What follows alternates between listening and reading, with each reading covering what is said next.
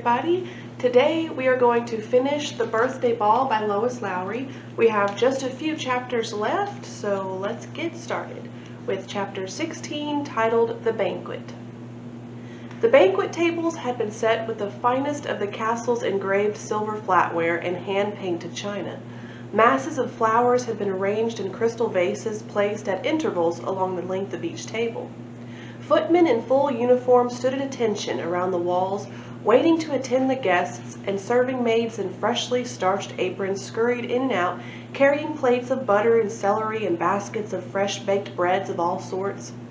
In the kitchen far below, massive tables held the plates of food, all of it waiting to be lifted up by the pulley and served to the guests. The pigeons were creamed, the pistachios shelled, and 200 artichokes had been stuffed with goose liver and arranged on plates.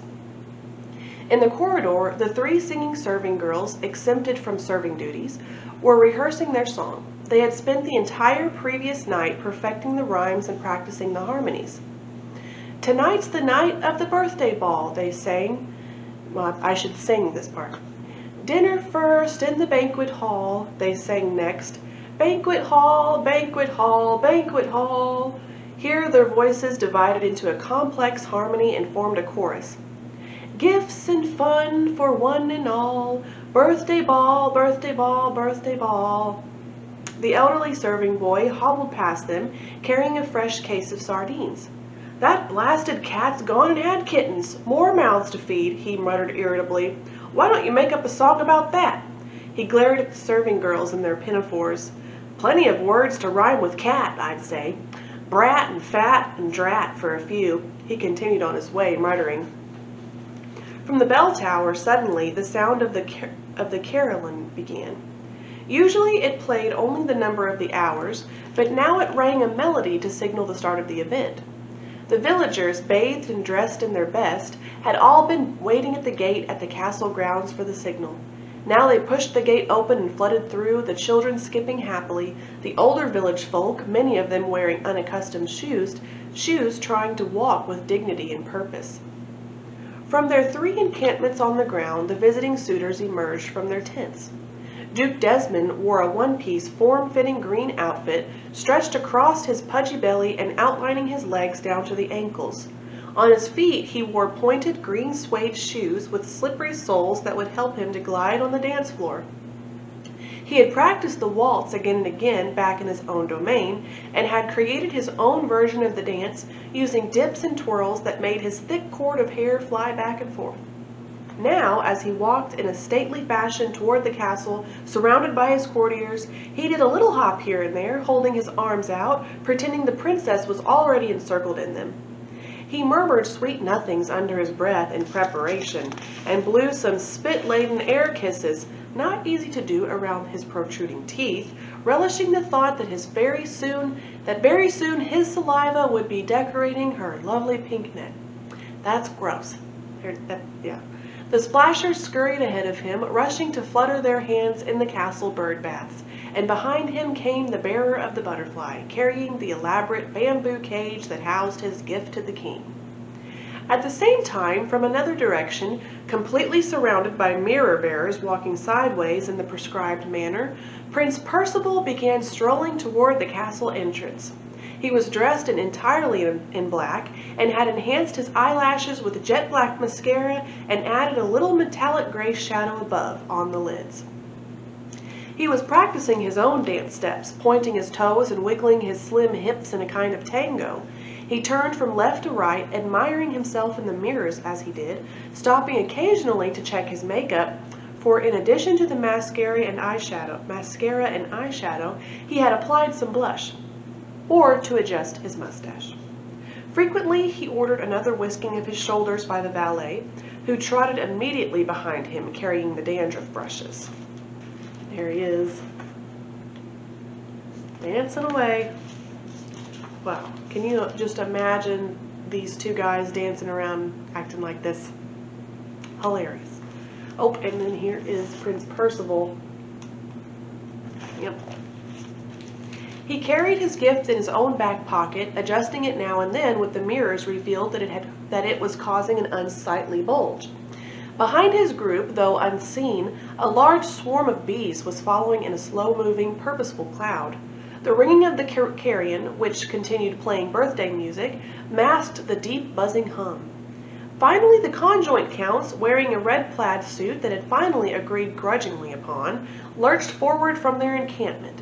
They moved in circles because of their disagreements, one turning left while the other turned right, which invariably slowed them down and required a full circle before they could get aimed toward the castle once again. Cuthbert had combed and trimmed his beard, but Colin had poked him in the ribs while he was doing so, causing the scissors to slip, so the beard now had an oddly scalloped shape. Colin himself had shaved, but Cuthbert had nastily jostled the arm that held the razor several times, so Colin's cheek and chin were peppered with small dots of blood-smeared toilet paper, which he intended to remove as soon as they reached the castle entrance. Oh, there's no picture of the... The villagers arrived first and were welcomed and ushered inside, then led up the grand staircase to the banquet hall.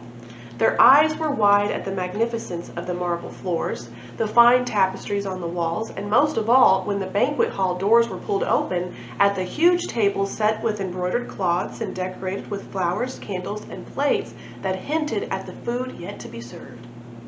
Footmen pulled out individual chairs and helped each villager to be seated. In a corner of the banquet hall, a harp player began to pluck the strings of a magnificent instrument, and the deep, vibrating chords filled the room with background music. A footman consulted his list and looked down at a very small girl in a patched dress who seemed to be all alone and a little overwhelmed. He leaned down and said gently, "Might you be Liz?" She nodded. "An orphan?" he asked, still looking at his list. "Yes, that's me, an orphan," she whispered. "I never been to nothing like this." He took her hand. "You're to sit here," he said, indicating a gilt chair, next to the princess. He lifted the little girl into it and sat her onto its satin cushion. She found herself beside the chair of honor, which was still unoccupied. "Blimey," Liz said aloud. She grinned and scratched her mosquito bite. The harpist played a long chord and then fell silent, and buglers entered the hall. Standing at either side of the doorway, they waited while a butler called out, "Their Majesties," and then played a fanfare as the king and queen entered. The king hated parties. He loved his daughter, wished her well on her birthday, in fact, wished for the best for her always, but he hated parties and hoped that this one would not last long. He disliked ceremonies, was uncomfortable in their gold tights, and wanted to get back to his butterfly collection. The queen, in contrast, adored elaborate occasions. She had spent the entire morning trying on one gown after another, having her hair done and redone, fussing with jewels and makeup, and enjoying time-consuming preparations for her daughter's birthday. Even now, as she entered the banquet hall, nodding her head graciously to the left and right, she was thinking that she should have worn the patent leather shoes with the stiletto heels instead of the soft satin ones she had chosen. "Would you hold this scepter?" she muttered to the king. "I can't greet everyone graciously with a stupid scepter in my hand." He took it from her, and she began to blow kisses to the villagers, who had stood respectfully at their seats and were watching their entrance in awe. "Please be seated, humble peasants," she called to the long tables lined with standing villagers. With her husband, she walked to the two magnificent chairs waiting for them at one end of the head table. Arranging her skirts, she sat gracefully in one, and the king took his place beside her. The harpist resumed playing. "What would you like me to do with the scepter?" the king murmured. "Eh?" "The scepter," he repeated. "What's kept her?" "She'll be here. She's going to make an entrance after the suitors arrive. Look at that, dear. Look at that sweet little waif." The queen waved to Liz at the far end of the long table. The king sighed and placed the scepter on the floor under his chair. "We're ready," the queen called to the butler at the door. "Bring in the suitors now." Chapter 17, The Arrivals. The schoolmaster was late, wearing his best clothes and carrying a small birthday gift, a bouquet of flowers, for the princess. He had joined the throng of villagers at the gate to the castle grounds and waited there for the carillon to announce the beginning of the celebration. But when the bells began to ring and the crowd moved forward, he lingered. He was looking for his favorite pupil, the young girl, Pat, who had only recently joined his classroom. He had a gift for her as well. It seemed an appropriate time, this celebratory evening, to present her with a gift that he hoped would trigger a desire in her to go on for further training to become a teacher. There was something about Pat. She was pretty, of course, he recognized that, but it wasn't her good looks, it was her liveliness, he thought, her energy and enthusiasm, and her love of learning, and, too, the gentleness with which she helped the younger children, especially the tiniest one, the one named Liz, and her sense of humor. He liked that almost most of all, watching her try to keep her face serious, the way he so often did himself, forcing himself to be stern and visaged when his mouth wanted to move always into a smile. He looked around. Far ahead on the castle steps he could see his fellow villagers lining up to enter, but there was still no sign of Pat. It would soon be too late. The doors would soon close behind the villagers, and he feared he would not have the courage to approach all alone.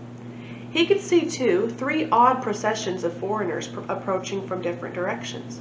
They looked like nobility, surrounded by their courtiers, but it was strange the way they moved, hopping and prancing, and there was not a royal look to any of them.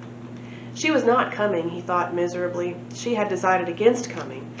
He looked down the winding path, but it was empty, and his shoulders slumped in disappointment. So many losses in his life, the schoolmaster thought. His mother's death, the disappearance of his beloved little sister, the day that his father turned his back on him and ordered him out of his life. Each memory flooded through him now as he stood alone at the gate and realized that the lively schoolgirl would not be joining him on this night. Arrange your face to hide your feelings. That was what he had been taught to do, and he did it now. He straightened up, swallowed to force back the feeling of tears that had surprisingly begun to well in him, set his face in stern lines, and walked forward, all alone, to the castle. Far below the banquet hall, in the kitchen, the 3 singing serving girls waited at the foot of the stairs for their signal. They were wearing new embroidered pinafores and were very, very nervous. They hummed together very quietly, readying their voices. In the back corridor, Tess, the chambermaid, watched with admiration as the pulley boy lifted tray after tray with a steady grip on the thick rope. The creamed pigeons ascended. Then the carved goats, the artichokes, tray after tray. A line of servants moved each delicacy by assembly line from the kitchen to the pulley. Tess stayed carefully out of their way, but she was astounded at how swiftly and seamlessly everything moved. "The villagers is in," Cook called. She had gotten the word relayed down the staircase from footmen. "Now?" the singing girls asked. "Not yet, not till they calls for you," Cook said. She retied the stash on the youngest, then patted the starched bow into a perky shape. Tess watched the muscles in the pulley boy's arms. The heavy task seemed effortless to him. The salmons were moving up now. "What does the banquet hall look like?" she asked the elderly serving boy who was in his rocker with a blanket over his arthritic knees. "You seen above stairs?" he said irritably. "I've seen the princess's bedchamber," she told him. "That's all." "All marble and crystal and silver and gold," he said. "Big chandeliers, Chinese vases, tapestries, fancy stuff. All needs polishing and tidying all the time." "Blimey," the chambermaid breathed. "I wish I could see it." "King and Queen is in," the cook reported loudly. "Now?" asked the triplets. "Not yet. Queen has to blow kisses and such, and there's still the suit." "Wait," Cook said, and went to get a message from the footman. "Suitors is in," she bellowed. "Now?" asked the singing girls nervously. "I told you, not yet. The princess ain't in yet. Wait till they calls you." They hummed to calm themselves. "Them suitors is horrible," Cook said to everyone. "All the footmen says so. They seen him coming in." "Oh, the poor princess," Tess murmured, "and she must choose one tonight." "I wish I could see," she said again longingly. "I wish I could watch." But the chambermaid had been ordered to stay below stairs. The pulley boy heard her. "Food's all up," he said. "If you want, I could lift you up by the pulley and you could peek."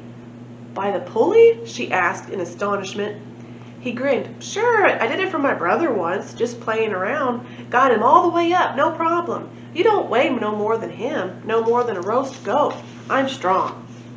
She looked again at his muscular arms and nodded. "I know you are," she whispered. "Princess is in," Cook shouted. She turned to the singing girls. "Get ready." The trio began to take deep, calming breaths. A hush fell in the kitchen. The pulley was silent, all the food having been lifted. The cook was silent, waiting for the signal. The singing girls were silent, breathing deeply to assuage their nervousness. The elderly serving boy rocked silently. Tess tiptoed across the corridor. The pulley boy put his finger to his lips, whispered shh, and helped her into the opening, where carefully she arranged herself on the tray. "It'll be dark," he whispered, leaning into the place where she now crouched. "And when I start lifting, them ropes will make a creaking sound. Don't be scared of it." "I won't," she whispered back. "I'm very brave, like Alice in the book, and used to odd things." "A for Alice," he said to her and grinned. "B for brave," she replied, and he began to pull. "There's an interruption." Cook listened attentively for a moment to the message delivered by the footman, then passed it on to the triplets, explaining. "Someone came late. The doors was already shut, but they let him in, so now he has to take his seat. It'll be just another minute." She waited, listening again, then added, "It's the schoolmaster." The pulley passage was narrow and very dark, as the pulley boy explained it would be. Tess, crouching uncomfortably on the tray, found herself holding her breath as she moved slowly upward through the castle walls. The tray swayed and scraped against the stone walls on either side, but the hold on the rope was firm and steady. She felt a small draft as she passed the pulley passage door on the second floor. Then finally she reached the third and could hear, far below, the sounds as the pulley boy fastened the rope tightly to secure her there on the dangling tray. "You all right, then?" He was whispering, but the hollow passage carried the echoing whisper up to her. "Fine," she called back. She leaned over the edge and could see a light at the bottom outlining his head and the open pulley passage door far below. "I'll keep you there till they need to send the empties down," he called. "But I have to lower you so they won't find you." "Yeah, all right," Tess called down. Carefully she felt in the darkness for the latch to the door and opened it to a crack very slowly, fearful that someone may be standing near. But all the servants had lined up at the edge of the banquet hall to watch the ceremony that was about to take place. She opened the door a little farther and pushed her face against the opening so that she could see. There was the marble floor, which the elderly serving boy had described, and she could see a glimpse of a tapestry on a nearby wall. A delicate silk curtain moved slightly in the breeze from an open window. She noticed a Chinese vase on a small table with curved legs. And if she tilted her head and scratched her neck, she could see a bit of a lavish chandelier above. She was looking into the reception hall just outside the huge room where the banquet was being held. When she heard familiar giggles and footsteps on the staircase, she ducked back inside, knowing that the triplets had been summoned and were about to appear. Peeking through the open slot, she saw them reach the hallway, enter the banquet hall, timidly holding hands, and assume their position for singing. She could hear a great deal of commotion from the banquet hall itself. Now that the singing girls had taken their place, there seemed to be no one nearby, so she took a chance, opened the door to its full width, and poked her head out. That way she could see into the banquet room. The backs of the king and queen first, she recognized the crowns, many servants, all at attention, many villagers who seemed to be opening gifts and exclaiming over them. She could not quite see the princess, who was blocked by several footmen standing at attention near the door, or the people seated around her, which was a disappointment. But the suitors were visible, and every bit as horrible as she remembered. She leaned forward to examine them one by one, just as the king rose, holding a goblet of wine to make a toast. The schoolmaster, slumped in the chair to which he'd been assigned after his late arrival, was desolate. He knew he would have to rise and raise his own goblet in a moment, for the king was making a speech that would clearly end in a toast. But it would be a toast to the princess, and he didn't want to participate. He had already dropped the 2 gifts he had brought onto the floor beneath his chair. The bouquet of flowers that he had picked for the princess were simple wildflowers, not at all suited for this room or this table, or, he groaned inwardly, for this bejeweled, coiffed, satin-gowned beauty, the Princess Patricia Priscilla, who had looked at him, her aquamarine eyes alight with admiration, but awash too with regret when he arrived. And his other gift, his gift for Pat, the pupil for whom he had had so much affection and hope, it was abandoned too, on the floor. The winsome The winsome schoolgirl had simply been the princess disguised. Why had the princess played... Okay, wait. I have to go back. Okay, so I skipped a sentence. I'm sorry. It was abandoned too on the floor, for there was no pad, he realized now. The winsome schoolgirl had simply been the princess disguised. Why had the princess played such a trick? The schoolmaster felt cheated and duped. It was one more loss in a life that had already been too filled with them. The king droned on. Something about butterflies, how beautiful they were, like his daughter, the princess, emerging now from the cocoon of childhood into the blah blah blah. The schoolmaster stopped listening and looked around the lengthy table. What he saw was very strange. Seated next to his small pupil Liz was a hideous man dressed in green. His head, from which was thrust a thick spiky wad of reddish-brown hair, was on his plate, and he was sobbing loudly. Liz, he saw to his surprise, was patting the man's cheek and murmuring to him. The king droned on, and the schoolmaster leaned forward to try to hear what Liz and the hideous man were saying to each other. "I'm so ugly," the man wailed. "I never knew." "It don't matter," little Liz was saying in a soothing voice. "I never knew at all until I entered the castle and there was a whole phalanx of courtiers carrying mirrors. Mirrors! I never saw one before. I had no idea I was so ugly." The man burst into fresh tears. "Stop it," Liz said firmly to him. "I think you're sweet. It don't matter about ugly." The man snuffled. "But you do need to brush your teeth," she told him, "and I'll help you with the mess of hair." "You will?" he asked and lifted his head. Across the table the schoolmaster saw another odd sight. A thin man wearing makeup and dressed entirely in black and was grabbing utensils one after another. He had overturned a goblet and a candlestick by reaching frantically across the table to grab things. He was muttering at the same time. "Wouldn't let my mirror bearers in, eh? No room for 100 mirror bearers? What kind of domain is this? I must see myself. I must always see myself." He grabbed a silver soup ladle and held it in front of his own face, peering at the bowl of it as he tilted the ladle from side to side. His nose in the image grew huge, then receded to become a miniature nose atop a mammoth lopsided mustache. He had one huge cyclops eye and one small slitted pidgey one. "Valet!" he called out desperately. "Someone summon my valet." But the valet, sensing an opportunity, had slipped through a back door of the hallway and found his way to the kitchen. There he had already introduced himself as Hal to the head housekeeper and applied for the next available job.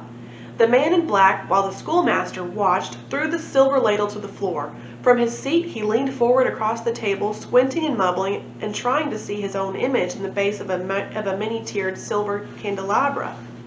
With a whoosh of flame it ignited his thick hair lubricant so that for a moment he appeared to have a halo. Then two villagers adroitly doused the flames with their drinking water, and the man sat, defeated, confused, with no eyelashes left, and bald, but for a singed fringe around each ear.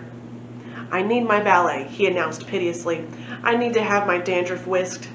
The elderly peasant woman who had poured water on him glanced sympathetically his way and explained, "You got no dandruff, sir. It burnt off." The queen could not hear the bits of commotion at the end of the table. She sat smiling blankly as the king droned on. The king heard nothing but his own voice. He hated parties, hated speeches, hated making toasts, but he did love the princess. "So," the king concluded, "that's that. Daughter, butterfly, birthday, and in a minute a special song, right?" He looked at the triplets. They blushed and nodded. "And then the choice. The princess makes her choice. Chooses from the suitors, gets a husband. Law of the domain, that's what it is." "To the choice," he said loudly and held up his goblet. The guests all rose and echoed the phrase, "To the choice." The schoolmaster was beside himself with dismay and disappointment.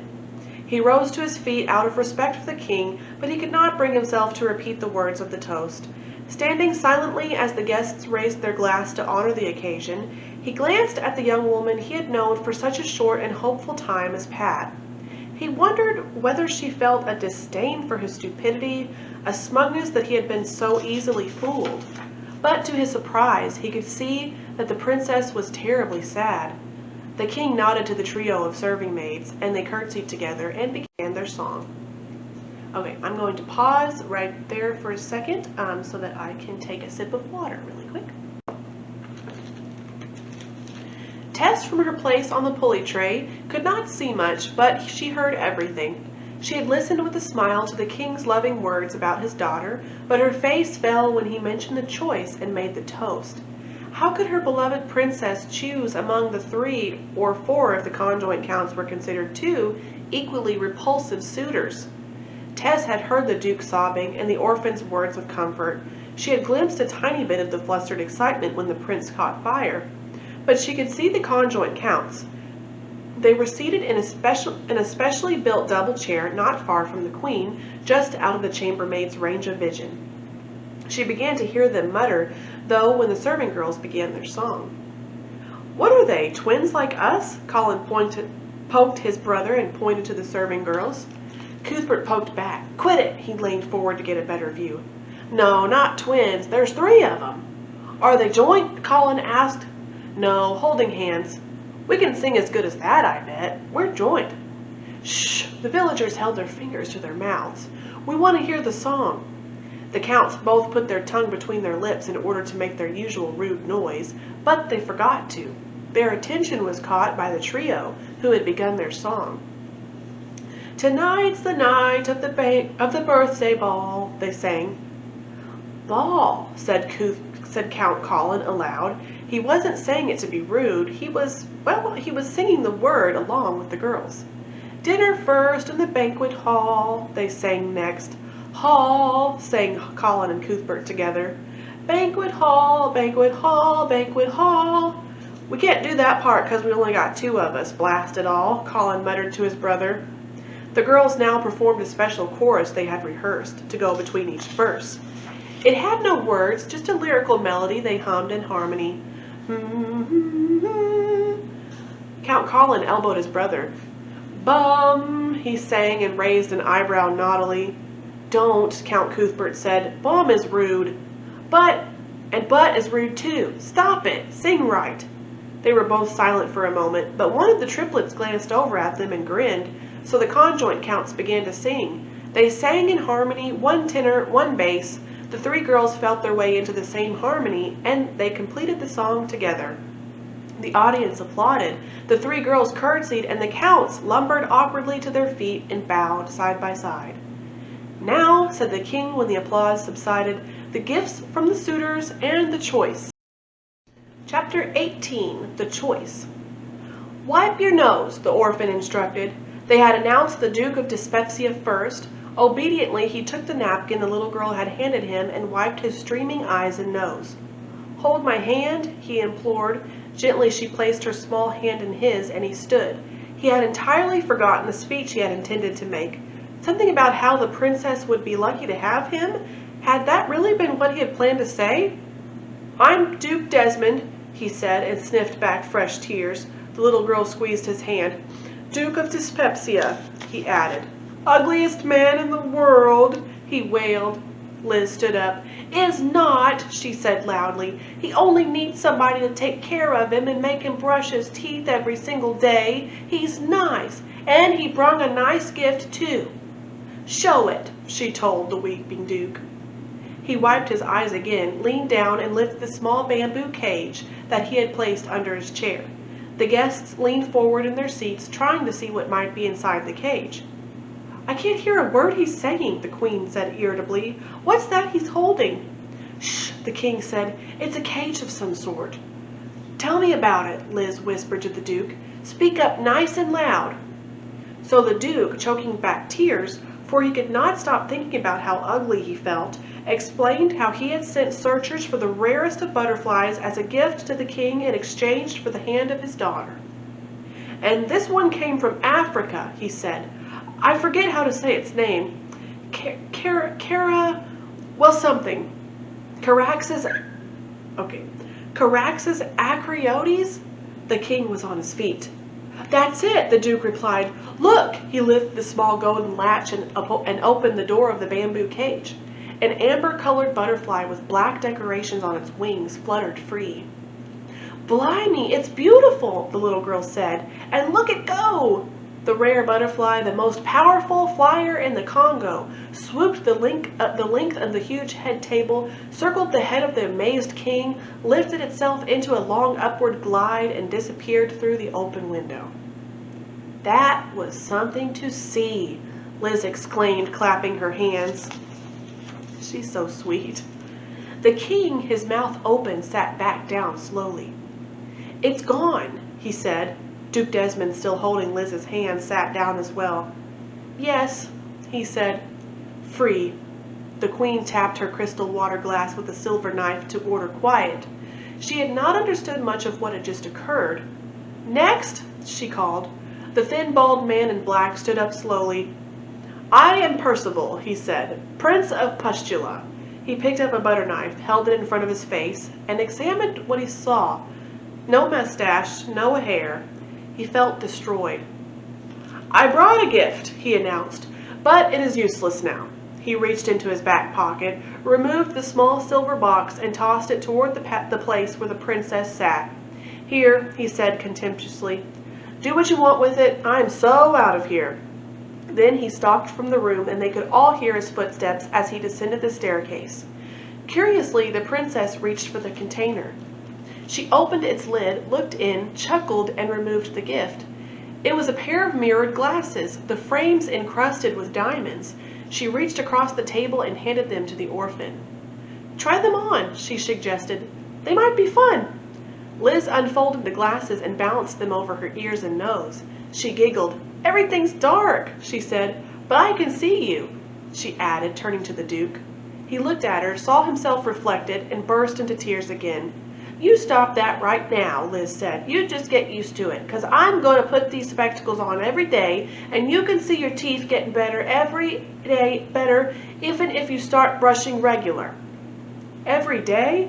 But I'm going back to my own domain, and you be taking me with you, 'cause I'm an orphan and got no home." "You'd go with an ugly thing like me?" he asked in surprise. "If you let me bring a kitten," Liz replied with a grin. The queen tapped again on the crystal glass. "That was so sweet." "This is all going on much too long," she announced. "There is still dancing planned. Can we have the final suitor at once?" But amazingly, the conjoint counts refused to come forward. They were in the corner with the triplets, quietly practicing harmonies, planning new 5-part songs. "Counts," the queen called, "we're ready for your presentation now." Count Cuthbert looked over. "We're busy," he replied. So that was a really sweet part right there. We came to a break right now. So I just wanted to talk a little bit about what just happened. So that's so sweet that the Duke of Dyspepsia wound up, he's going to probably adopt Liz, the orphan girl. So that is really, really sweet. Just loved that.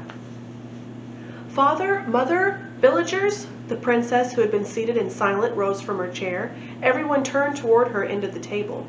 Liz put on her new spectacles and looked up at the princess with a grin. "Not now, Liz," the princess admonished her with a smile. From her perch on the pulley tray, Tess leaned forward. Soon she knew she would be lowered, but she wanted to hear this moment, to know whom the princess would choose. "It is the moment for the choice," the princess said to the waiting gathering. "Eh?" The princess could not hear her daughter. "What did she say?" she asked the king. "The choice. She's making the choice." The king was preoccupied with his own plans. If he could get out to the meadow, and if that Craxus Arachiodes had lingered there, well, there was a chance. "I know what is required," the princess went on, and for a moment her voice faltered. "It is the law of the domain. Isn't that right, father?" The king nodded. He looked at his watch and yearned for the evening to end. "Law of the domain." "And only you can change that?" The princess felt this was her only hope, convincing her father, even at this last moment, that he must change the law of the domain. "You being king, I mean." The king was startled. His daughter was correct, but the procedure for changing the law of the domain was complex and lengthy and very, very time-consuming. "Yes," he acknowledged. "Only I, being king, very time-consuming, minimum 7 years." The princess's heart sank. 7 years? She'd be old by then. She didn't want to wait 7 years. Well, she said, frantically searching in her mind for another solution. Am I correct also that the princess, that's me of course, here she laughed nervously, the princess has to choose a husband, and he must be nobility? Nobility, correct. Prince, duke, count, whatever. The king groaned inwardly, suffering for his daughter. The hideous duke was slobbering in his seat and being comforted by a waif. The repulsive prince had fled, stopping only briefly, to squat and look at himself in a highly polished doorknob, and a footman had whispered to the king that he was now being pursued around the castle grounds by bees. The counts, one of them, with toilet paper stuck in wads all over his face, were singing madrigals in a far corner with the serving maids. The princess took a deep breath. All right, then, I'm ready. I will make the choice. The room fell suddenly silent. The princess remembered, in that instant, what the schoolmaster had said to her once. You are tall and slender and as young as a willow tree, supple and lovely. She drew herself up and stood very straight. I choose to marry Herr Gutmann, she said. And we know who that is. That's the professor guy, her teacher. Chapter 19, The Happy Ending. What did she say? What did my daughter say? I demand to know what the princess said. The queen turned to her husband. She said something that makes no sense, he explained to her, enunciating clearly. She said she wants to marry someone named Herr Gutmann. The footman? Impossible, the queen gasped. No, not the footman. Herr Gutmann is what she said. Around the table, all the villagers were murmuring the same word. Impossible, impossible, impossible. It isn't impossible, the princess, near tears, insisted. My chambermaid told me about Herr Gutmann. He's nobility. He just likes to pretend to peasanthood, but he's truly noble and qualifies. From her hiding place in the pulley passage, Tess listened, and her eyes grew wide. The princess had chosen the schoolmaster, that stern, bearded man who had taught her to read and sometimes rapped her knuckles with a ruler. He was old, but still perhaps it was better than the horrible suitors. A tall peasant woman, wringing and twisting her hands in nervousness on her skirt, stood. Please, your majesties, please, princess, I can't explain why it's possible. Do so then, the king commanded. He sighed. It was dark now outside. This was all taking too long. The butterfly was out there somewhere. Herr Gutmann is nobility, it is true, the peasant woman explained. That is, he was. Oh, I suppose he still is. Oh dear, I'm very nervous. Get to the point, the king said. Well, the point being, Herr Gutmann went back to his own domain these many months ago, where he married his old friend Gertrude, her being a widow and all. He can't marry twice, not even if the princess chooses him. The peasant woman sat down and bowed her head in embarrassment. She had never spoken in public before. No, cried the princess, he's not old, not married. He's here. He's right here. Look, I brought him a book. She held out the gift she had saved for the schoolmaster, the book of maps, and read the inscription aloud. For Herr Gutmann, with thanks from Patricia Priscilla, who was Pat for too short a time. But he hasn't looked at me all evening, and I think my heart will break. She pointed to the young schoolmaster. He looked up at her and put it together in his mind. What she had thought, and how it was all hopeless. He stood. He said so slowly, I too have brought a gift. He reached under his chair and held up exactly the same book of maps. He read his own inscription, for my dear pupil Pat. But there has been such a misunderstanding. You are not my dear pupil Pat. She doesn't exist, and I am not Herr Gutmann. I am the new schoolmaster, only come recently from the Teachers' Academy. And, he went on, I am truly a poor peasant, not nobility at all, so my heart is breaking too. My name is Rafe, he said. Or Rafi, I'm sorry. Rafi! Tess, on hearing the name, tumbled into a twirl of petticoats out of the pulley passage onto the marble floor. Ow, she said. Bruised my bum, I did. Then she picked herself up and ran forward into the banquet hall. She found the schoolmaster, threw her arms around him, and grinned at the princess. It's my brother, miss, the one I thought was gone forever. Tess? My little lost sister? Pa sent you to work at the castle? Rafi replied in delight as he hugged the freckled chambermaid. I'm happy for you both, the princess told them, and she was, but she was terribly sad for herself. Explain to me what is happening, the queen said to the king. That's quite a good-looking man there, but he's wrapped his arms around the 17th chambermaid, and I don't like that one bit. Sister, long lost. And our daughter, did she make the choice or not? I couldn't hear a thing. It seemed as if she was choosing a footman. We can't have that. All this hugging of servants, quite unthinkable, and she looks sad. The king leaned close to his wife. Schoolmaster dear, the good-looking one. She chose him. Can't happen. Not nobility. Very sad. Not nobility? No, not. What's his name? Rafi, he says.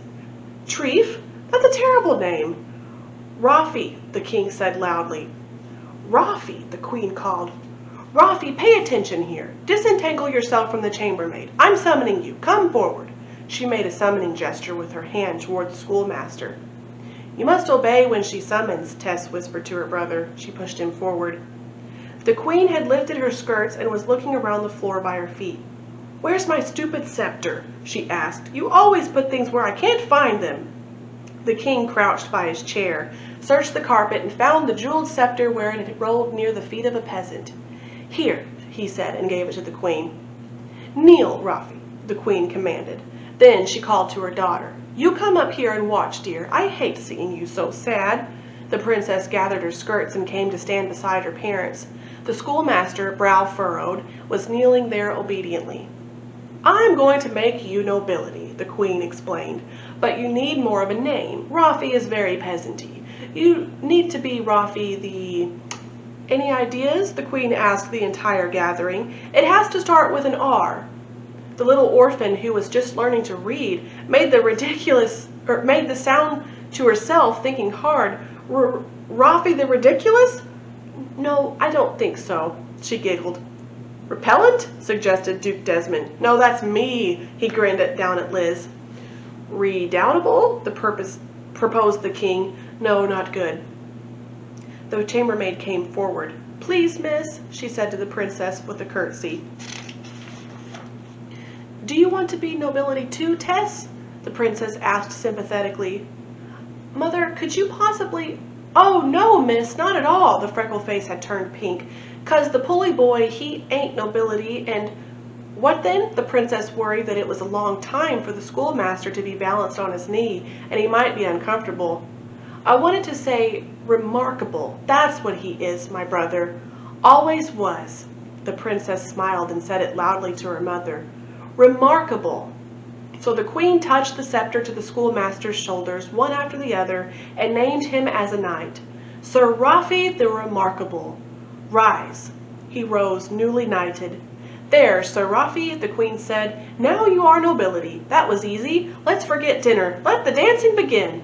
At her command, the royal orchestra, which had been waiting for the signal, began to play in the ballroom, and the doors were opened to reveal the polished floor that waited. Sir Rafi took the hand of the princess and smiled at her. This has been a very confusing evening, princess.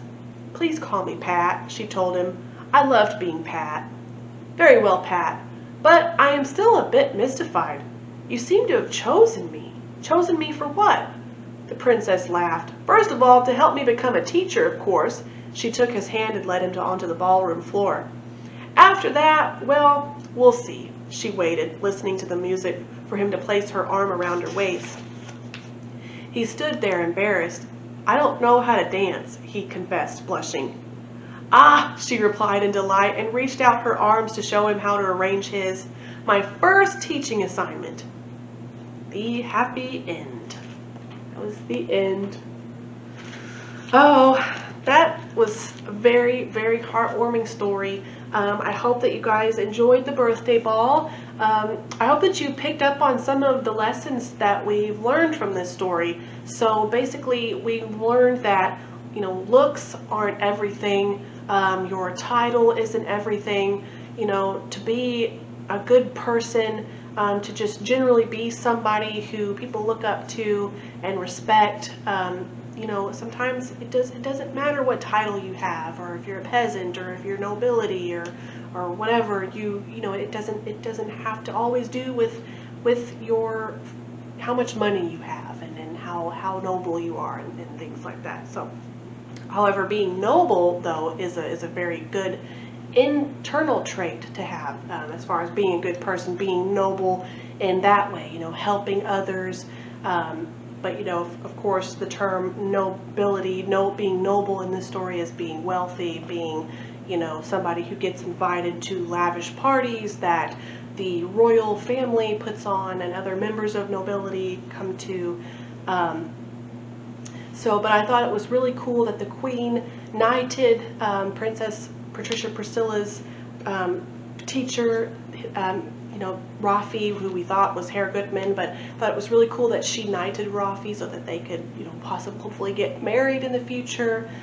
So I thought that was so sweet.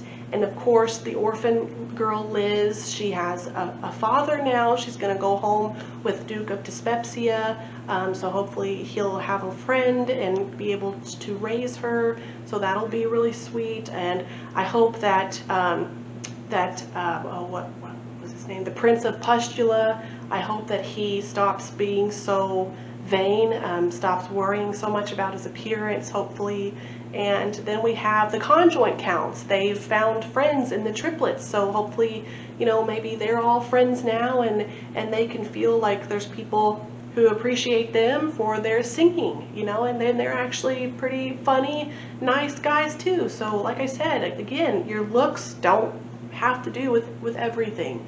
You know, one thing that I did notice was the Prince of Pustula. He was still kind of the one who was a little bit more selfish, all about himself. You know, there at the end, he's like, I'm just going to get out of here because I look terrible and there aren't any mirrors. so, you know, anyway, we learned a lot about the characters. I hope that, you know, you were really entertained by this story. I was. I loved it. I thought it was so good.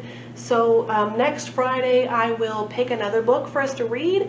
That we will read a few chapters every week again. So I will let you all know what book I wind up choosing for that, and I will post something about it up on our Facebook page. So stay tuned for that. Everybody have an awesome weekend.